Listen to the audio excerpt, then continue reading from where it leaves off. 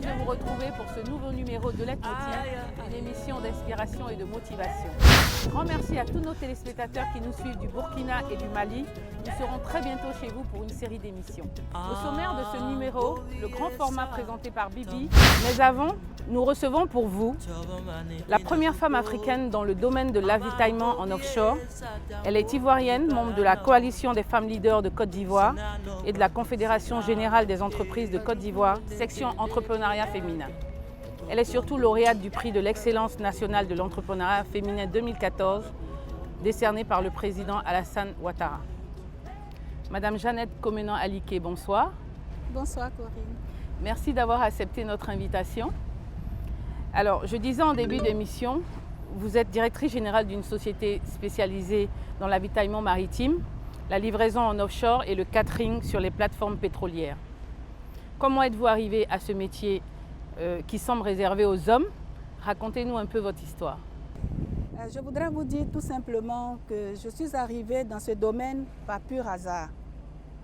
Ce n'est pas quelque chose de préparé, mais je me suis retrouvée comme ça, par le fait du hasard. Alors, racontez-nous un peu depuis vos études et ce que vous avez fait après.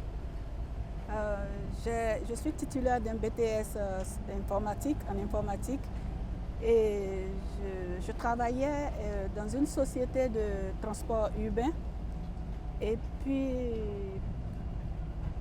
pendant mes heures creuses, je m'amusais à aller au marché de Trècheville, à prendre quelques articles, tous les pagnes à la rue du commerce, au plateau, et à venir les placer chez mes collègues au service.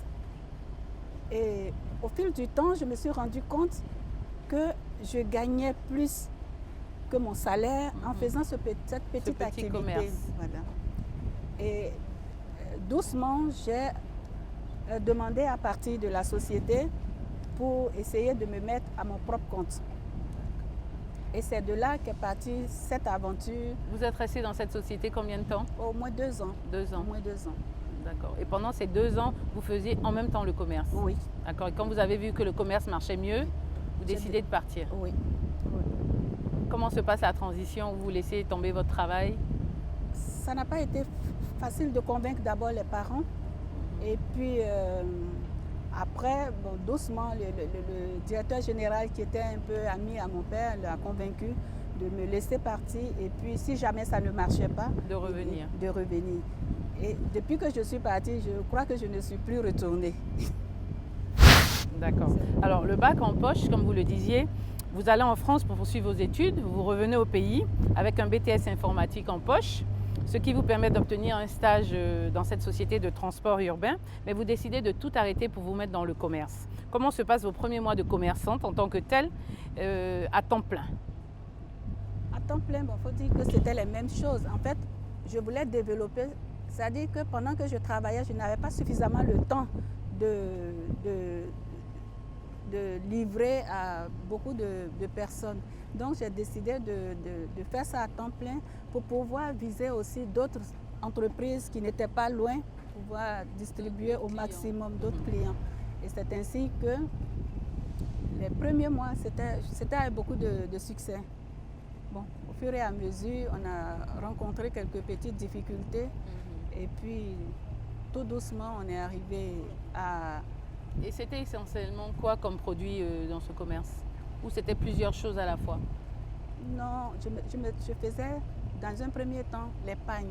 Je prenais les pagnes et puis j'ai ajouté le maquillage, les rouges à lèvres, les petits crayons et ceci. Et puis, comme je disais, un matin, j'ai vu que ça marchait, mais le fait d'être seule et de faire ça dans son petit coin, je me suis rappelé des femmes du Bénin, du Togo et des nanabens. Et puis j'ai demandé, parce que j'ai fait mon bac au Bénin. Ah, d'accord. Donc je connais un peu, je voyais les femmes se débrouiller. Et puis j'ai demandé à mes amis d'enfance pourquoi on ne se mettrait pas ensemble pour essayer de faire quelque chose de consistant. À l'époque, le marché de Trècheville, c'était un grand marché et il y avait un peu de tout. Donc, nous, on a décidé de faire venir les conteneurs de Dubaï et de les distribuer au marché de Trècheville. D'accord, Madame Comenon, juste avant de revenir sur votre parcours, je vous propose de suivre le grand format présenté par Bibi. Une touche délicate, une élégance affirmée.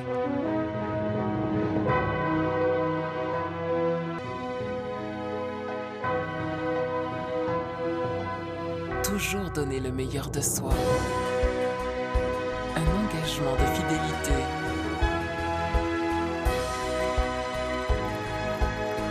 Une vision de rêve. Zdol, mon opticien.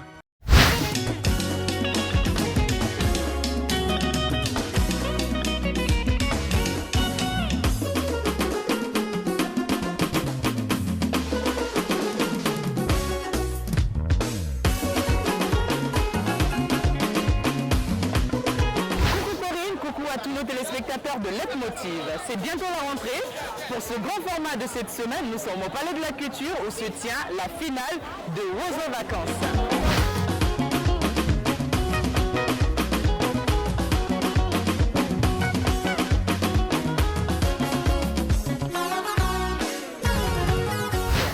Je vous propose de suivre avec moi deux encadreurs de deux groupes qualifiés pour cette finale de Roseau Vacances 2015.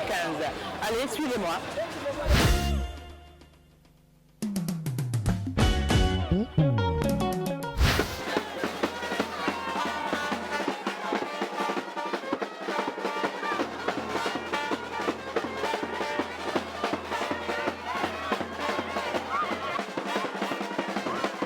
Je suis en compagnie d'un encadreur, le responsable du groupe Fusion Royale et Souma d'Assini Mafia. Monsieur Jean-Yves Béada. Alors, monsieur Jean-Yves Béada, dites-nous comment est-ce que vous êtes préparé pour arriver à cette finale? Les enfants dans l'ensemble, ils sont prêts. Ils sont prêts pour affronter leurs camarades. Ils ont l'esprit de faire play set, mais ils sont là pour remporter le trophée. Et c'est quoi leur morale actuellement, les enfants? Oh, les enfants, comme ils le disent toujours, ils sont partis de zéro et ils veulent devenir des héros. Alors, votre cri de guerre? C'est évidemment parti de zéro pour devenir des héros. C'était eux, Bingo, à cause d'une justice sans fondement et bon. Les parents de Bingo, malgré la justice.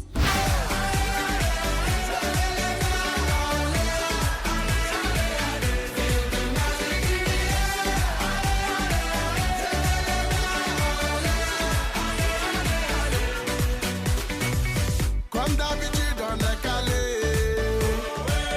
Comme toujours, ça va aller. Appelez-moi désormais Thémistocle. Moi ici comme le d'oignon. Que les sorts me voient étudiant. Je suis en compagnie de monsieur Passy Venance, responsable du groupe Kong. Alors, monsieur Passy Venance, qu'est-ce que vous allez nous dire? Comment est-ce que vous êtes préparé pour arriver à cette finale? Il faut dire que c'est pas facile. Nous sommes passés à la présélection le 5 jours passés à Congo. Et c'est quoi votre état d'esprit aujourd'hui, les enfants? Il faut dire que les grands sont ici parce qu'ils sont habitués.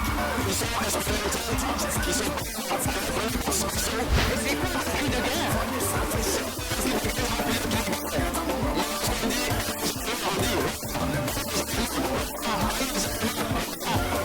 Est-ce que dit que vous allez gagner? Comme il a dit, avec le cri de guerre? Merci.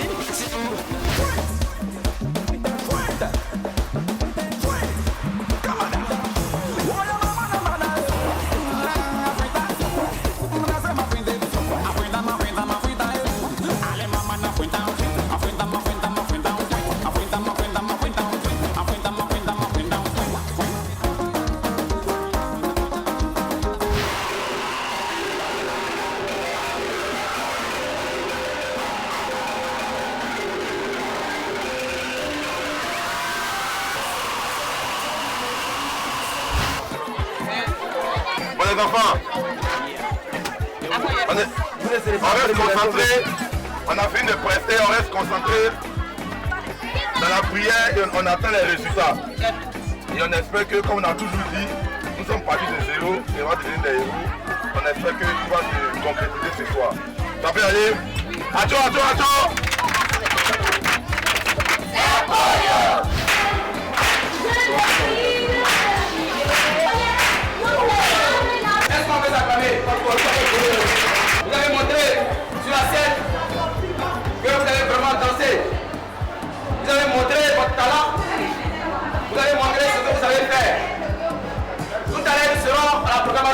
résultats. Rien n'est gagné d'avance. Je vous ai dit de demeurer en prière, parce que c'est Dieu qui décide de tout. Mais nous savons que vu la qualité de votre prestation, vu l'engouement avec lequel vous avez dansé, je pense que nous allons occuper la première place. Serge, tes impressions vis-à-vis de cet enfant qui t'a imité? Ça fait plaisir de voir tout le potentiel artistique que ces enfants-là ont. Et franchement, j'ai été super épaté de voir reproduire les mêmes pas de danse que nous, les mêmes chorégraphies que nous, tout ça. Et ils sont à féliciter en tout cas.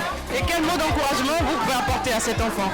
Seulement ce que je peux leur dire, c'est qu'ils mettent, d'autant plus qu'ils mettent l'énergie qu'ils mettent pour faire les performances ici à Oiseaux Vacances, qu'ils mettent cette même énergie à l'école. Et je pense qu'ils iront de l'avant. Sincèrement, il n'y a rien à dire. Il n'y a rien à dire. En plus, ça fait chaud au cœur parce que c'est la première fois depuis que Magic System existe. C'est la première fois qu'on imite Magic System à Oiseaux Vacances. Donc, ça dépasse les délais de l'envie, de la confiance. Ça veut dire qu'il y a tellement de travail qu'on a eu à faire pour pouvoir être imité. Donc, aujourd'hui, c'est un plaisir que les enfants nous imitent. Donc, il n'y a rien à dire. Chers petits amis, j'ai l'honneur de vous annoncer que le grand vainqueur de Oiseaux Vacances 2015, c'est le groupe.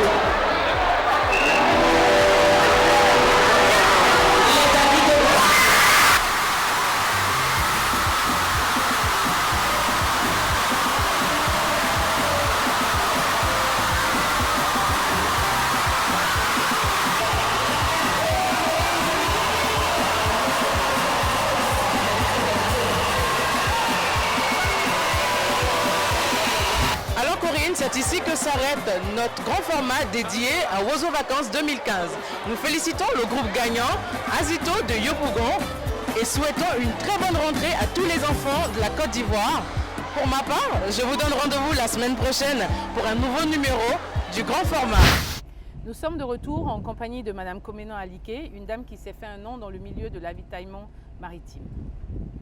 Alors, Madame Comenan, vous vous organisez avec des amis pour faire du commerce, comme vous le disiez tout à l'heure. Ça marche très bien, malheureusement, vous perdez tout suite à un incendie au marché de Treichville. Comment est-ce que vous arrivez à rebondir après cette épreuve? Mais expliquez-nous déjà, au départ, comment vous vous organisez avec vos amis pour pouvoir faire le commerce de groupe.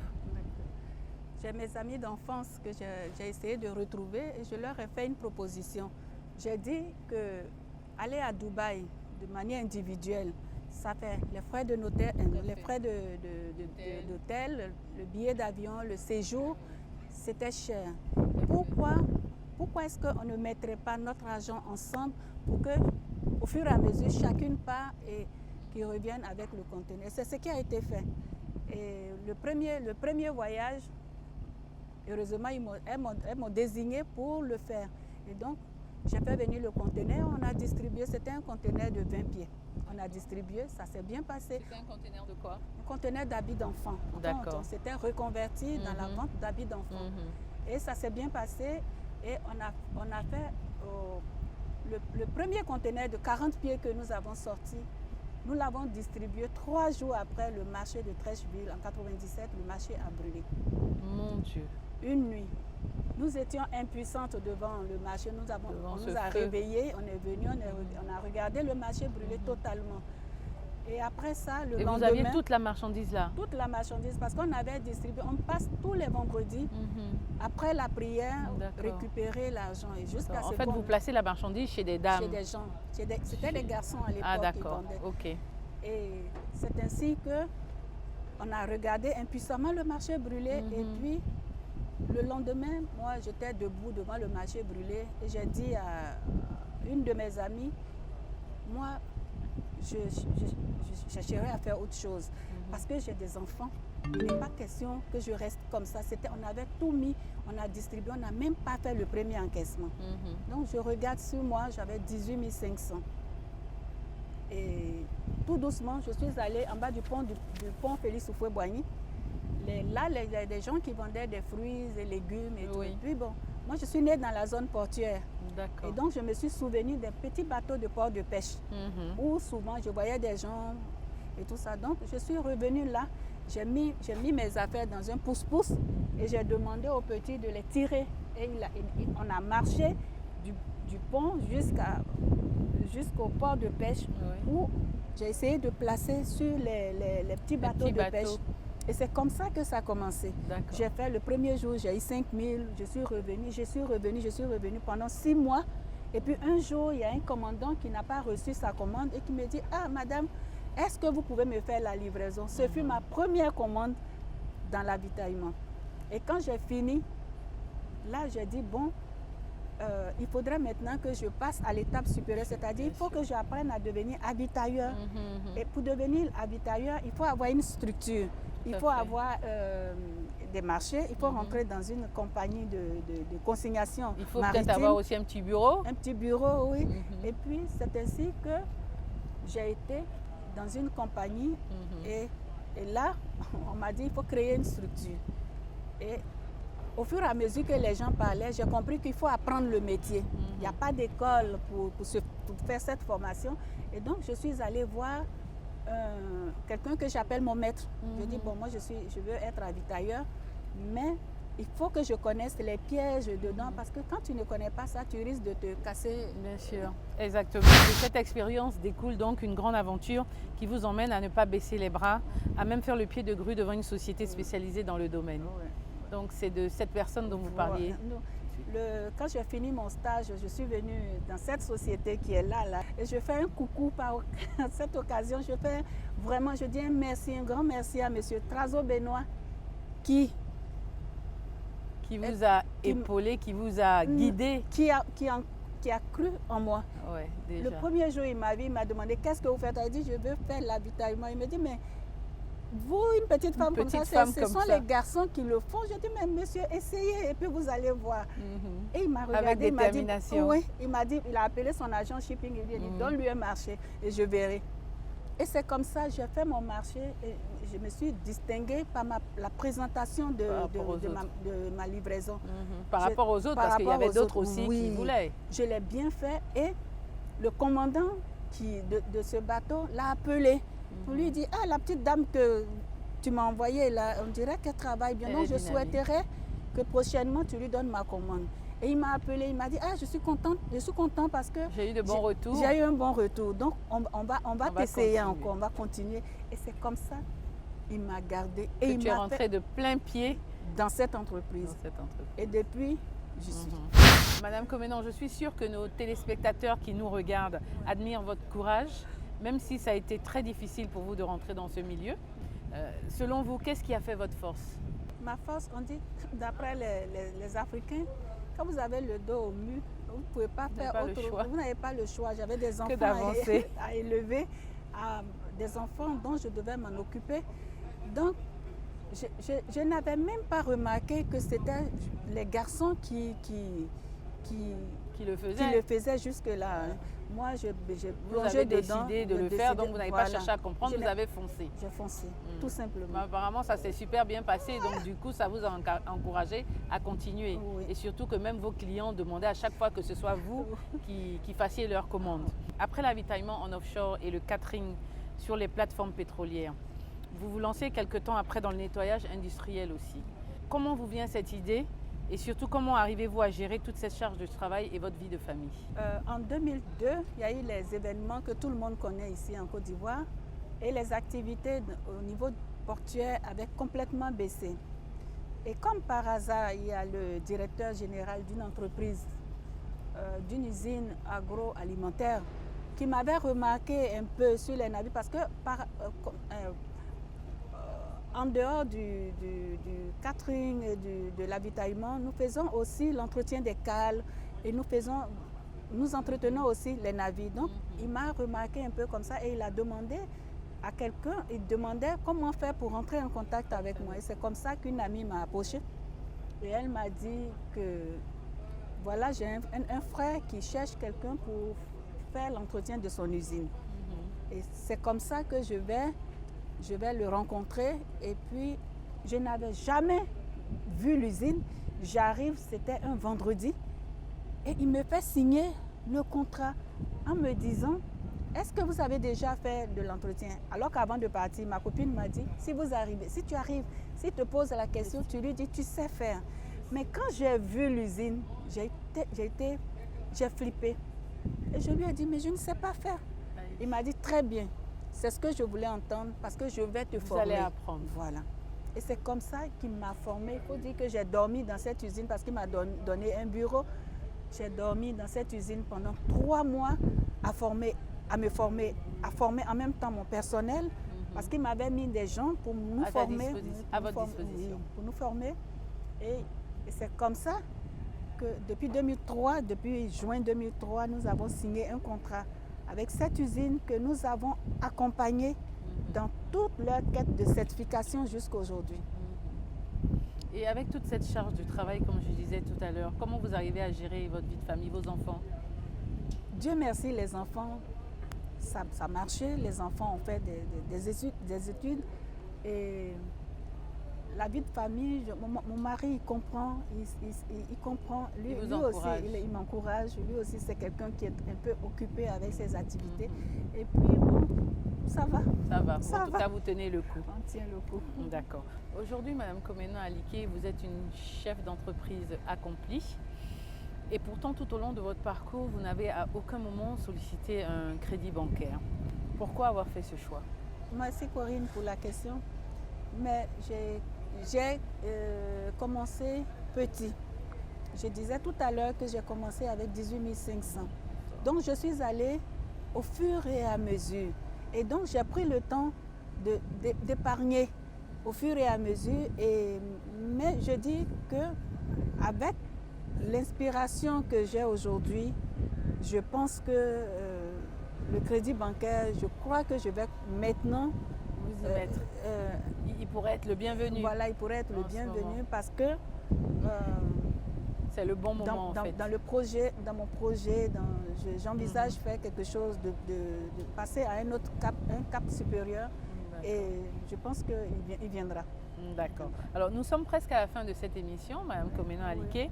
Qu'est-ce qui fait aujourd'hui votre fierté après toutes ces années? C'est une belle question. Ma fierté, c'est le prix que j'ai reçu, le prix de l'excellence. Alors parlez-nous un peu de ce prix. C'est un prix que j'ai reçu, le prix de l'excellence de l'entrepreneuriat féminin. Quand? Le 1er août 2014. C'est un prix qui a été décerné par le président de la République, son Excellence, M. Alassane Ouattara, à qui je dis encore merci. Et c'est un prix qui m'a surpris. Donc il devait y avoir beaucoup d'émotions ce jour-là. Oui, j'ai été surprise. J'étais en France quand on m'a demandé, quand le patronat m'a demandé de rentrer urgemment. Et je rentre, j'arrive à 23h. Le lendemain, on me dit il y a une cérémonie à la salle des pas perdus. Moi, je n'en ai jamais entendu parler. Oui, bien sûr. Sur le chemin, on me dit c'est pour un prix. Et c'est comme ça que j'ai appris et j'ai été très heureuse.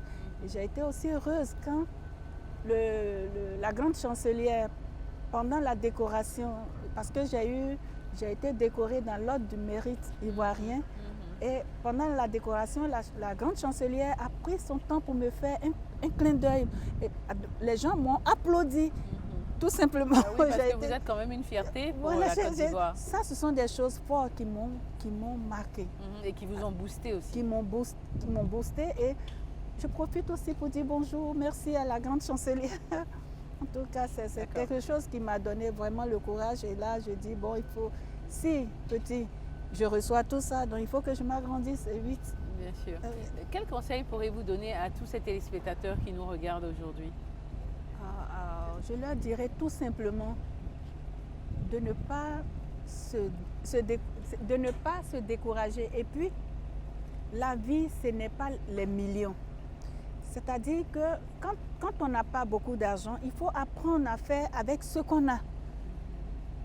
Les millions, ça viendra peut-être après. Et puis, il faut aimer ce qu'on fait. Et puis, il faut persévérer, il faut être courageux. Chaque fois dire, bon, ça n'a pas marché, je laisse tomber, ce n'est pas ça la solution. Parce que quand ça ne marche pas, il faut persévérer. Quand ça ne marche pas, il y a l'expérience qui vous accompagne. Tout à fait, voilà. Chercher à comprendre aussi pourquoi, pour pouvoir évoluer et pas baisser les bras tout de suite. Voilà. Et puis, je voudrais demander aux petites filles surtout aux jeunes filles qui nous regardent, aux jeunes filles qui me regardent ce soir, d'essayer de faire comme moi. Enfin, je veux qu'elles voient en votre expérience, voilà, qu'on n'a pas besoin de millions et que le peu qu'elles ont là, elles peuvent s'agrandir. Elles peuvent devenir grandes, elles peuvent se prendre en charge. Oui, elles peuvent surtout prendre en charge au leur début famille. d'émission, vous avez dit, vous avez commencé, vous avez combien? 18 500. Voilà. Et je pense qu'avec même 10 000, on peut devenir, on peut se faire. On peut entreprendre, on peut se lancer dans quelque chose. Voilà. Et il faut que les gens arrêtent de toujours demander de l'aide pour pouvoir faire quelque chose. Personne ne viendra vous aider, personne ne viendra faire pour vous. Il faut faire avec ce que vous avez dans un premier temps. Ensuite, les gens peuvent même vouloir. Parce que moi, j'avoue aujourd'hui qu'il y a des banques qui se déplacent pour venir me rencontrer, qui me proposent des crédits. Mais tout à fait. Voilà, donc c'était pas encore le moment, tout simplement. Voilà, c'était pas le moment. Mais je demande aux petites filles de rebondir et puis d'essayer de faire quelque chose, même avec de petits moyens. Avec de petits pas moyens. Forcément avoir des gros projets. Voilà, de ne pas imaginer les projets, de faire juste avec ce qu'elles ont sous la main. Tout à fait. Alors, quelles sont vos perspectives d'avenir? Aujourd'hui,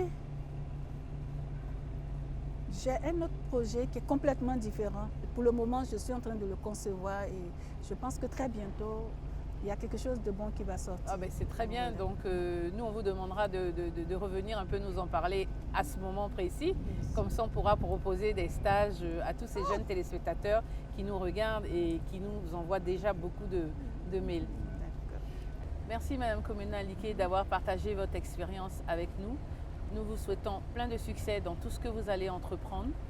Merci Corinne. C'est à moi de vous dire merci de me recevoir dans votre émission. Merci bien Corinne. Mesdames et messieurs, ça a été un réel plaisir pour nous de vous entretenir dans notre émission. Je vous donne rendez-vous pour un prochain numéro de Leitmotiv et d'ici là, que Dieu nous garde.